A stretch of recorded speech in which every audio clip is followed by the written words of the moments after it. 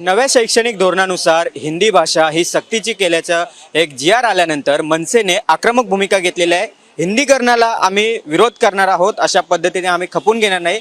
मनसे अध्यक्ष राज ठाकरे यांच्या भूमिकेनंतर आज दादरमध्ये सेना भवनच्या समोर मनसेकडून बॅनरबाजी आहे ती करण्यात आलेली आहे। या ठिकाणी पोस्ट कार्ड लावण्यात आलेलं आहे। यशवंत किल्लेदार जे मनसेचे उपाध्यक्ष आहेत, याशिवाय उपशहर अध्यक्ष आहेत मुंबईचे, त्यांनी या ठिकाणी अशा पद्धतीने एक बॅनर लावलेले आहे। हिंदीकरणाच्या बळजबरीला मराठी साहित्य आहे ते पुरून उरवेल अशा पद्धतीचे एक इशारा आहे तो दिलेला आहे। आणि अशा पद्धतीने ही जी हिंदी लादत असाल तर त्याला आमचा संघर्ष हा अटळ असेल। जे काल राज ठाकरे यांनी भूमिका मांडले तीच भूमिका या ठिकाणी बॅनरच्या माध्यमातून दाखवण्याचा एक प्रयत्न किंवा एक दाखवतायत की जर अशा पद्धतीने हिंदीकरण जर करत असाल तर मात्र संघर्ष हा अटळ असेल, अशा पद्धतीची भूमिका ही सध्या मनसेने घेतलेली आहे।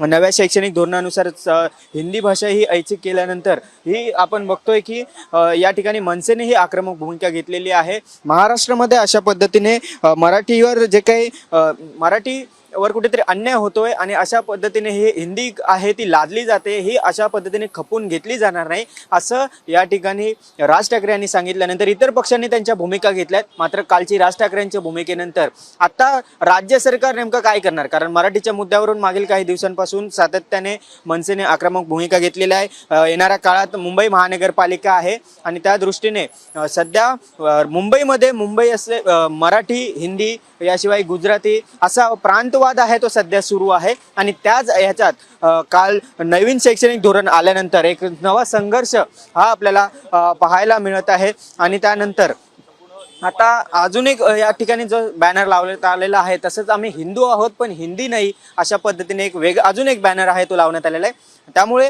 आता या नव्या शैक्षणिक धोरणाचे जे काही हिंदी हे या ठिकाणी जी जबरदस्ती आहे त्यामुळे एक संघर्ष निर्माण होईल। आणि त्यामुळे आत्ताच्या राज ठाकरेंच्या भूमिकेनंतर ही बॅनरबाजी करण्यात आली। मनसेचे पदाधिकारी आपल्यासोबत आहेत, तुम्ही या ठिकाणी बॅनर लावलेले आहेत। राज ठाकरे यांनी काल भूमिका त्यांची स्पष्ट केली, काय नेमकं आता असणार आहे पुढे?